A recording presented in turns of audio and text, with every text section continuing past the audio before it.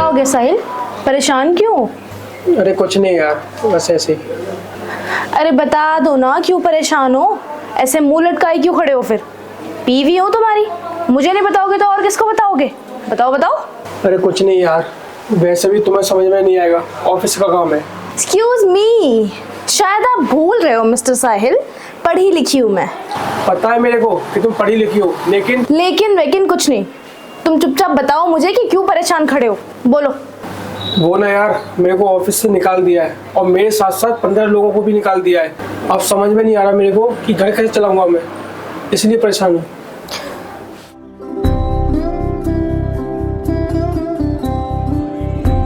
अब तुमको क्या हो गया, तुम कहाँ जा रही हो? बे यार,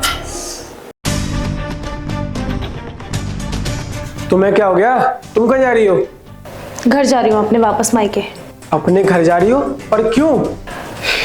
क्योंकि अब तुम्हारे पास कोई नौकरी तो है नहीं, तो तुम घर के खर्चे कैसे चलाओगे? इससे पहले कि बैंक वाले आके तुम्हें इस ईएमआई वाले घर से धक्के देके बाहर निकाले, तुम्हारी ईएमआई वाली गाड़ी जब्त कर ले, मैं वापस अपने घर चली जाती हूँ, है ना? कैसे मैनेज करोगे तुम ये सारी चीजें अकेले?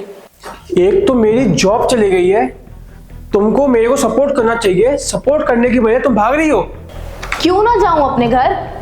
वैसे भी तुम्हारी जॉब गई है ना, तो तुम देखो तुम्हें कैसे मैनेज करना है। मुझे क्या बोल रहे हो? यार कैसी बीवी हो यार तुम, इतनी सेल्फिश। अच्छा जी, तो अब मैं सेल्फिश हो गई?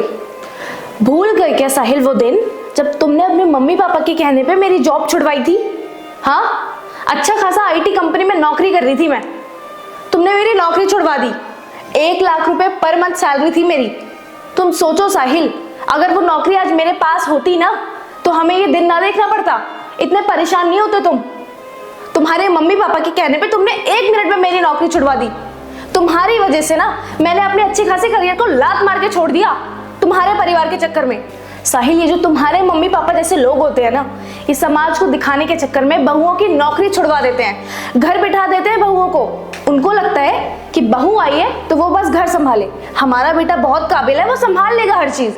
लेकिन उन जैसे लोगों को ये समझ नहीं आता कि आज के टाइम पे महंगाई कितनी ज्यादा है। अगर दोनों की नौकरी होगी, दोनों मिलकर कमाएंगे तो अच्छे से घर चलेगा, लेकिन नहीं, उनको तो घर संभालने वाली बहू चाहिए। अब देखो ना हमारी कैसी सिचुएशन है, हमारे पास रोटी खाने तक के लिए पैसे नहीं है, नौकरी तो चली गई तुम्हारी, कैसे मैनेज होगी ये सारी चीजें? हाँ, सोचो मिस्टर साहिल, अगर मेरे पास ये नौकरी होती तो कम से कम हम इस घर की ईएमआई तो भर देते, चैन से 2 वक्त की रोटी तो खा लेते, इस तरह परेशान तो नहीं होते। अब तुम कैसे करोगे मैनेज, बोलो? कोई है रास्ता तुम्हारे पास, या तुम्हारे मम्मी पापा के पास कोई रास्ता हो? यार तुम्हारी बात तो बिल्कुल सही है, लेकिन उस टाइम मैं अपनी मम्मी पापा के बहकावे में आके तुम्हारी जॉब छुड़वा दी मैंने। अब ये बताओ यार क्या करूं मैं, हो गई गलती।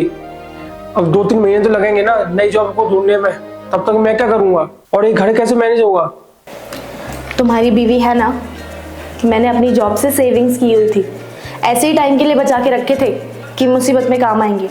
और मेरी एक दोस्त है खुशी, वो खुद एक आईटी कंपनी की ओनर है, वो तो मुझे कब से बोलती आ रही है कि हिमांशी मेरी कंपनी में आके काम कर ले, लेकिन मैं ही तुम्हारे मम्मी पापा की वजह से उसका ऑफर एक्सेप्ट नहीं कर रही थी। लेकिन अब मुझे ये लग रहा है कि मुझे उसका ऑफर एक्सेप्ट करना पड़ेगा, और कोई चारा नहीं है हमारे पास। करती हूँ उसको आज शाम को कॉल। और तुम टेंशन ना लो, पत्नी है तुम्हारी, सब संभाल लेगी, पढ़ी लिखी हूँ ना। थैंक यू सो मच यार, तुमने तो मेरी जान बचा ली। अब तो इतने टाइम में तो मैं अपनी नई जॉब भी ढूंढ लूंगा। मुझे अपने पति पे पूरा भरोसा है, आई ट्रस्ट यू। अब ये बताओ कि खाने में क्या खाओगे, खाने का टाइम हो गया है, बताओ। अरे यार जो भी तुम प्यार से खिला दोगी मैं वो खा लूंगा। अच्छा, करेले की सब्जी बनाती हूँ, रुको।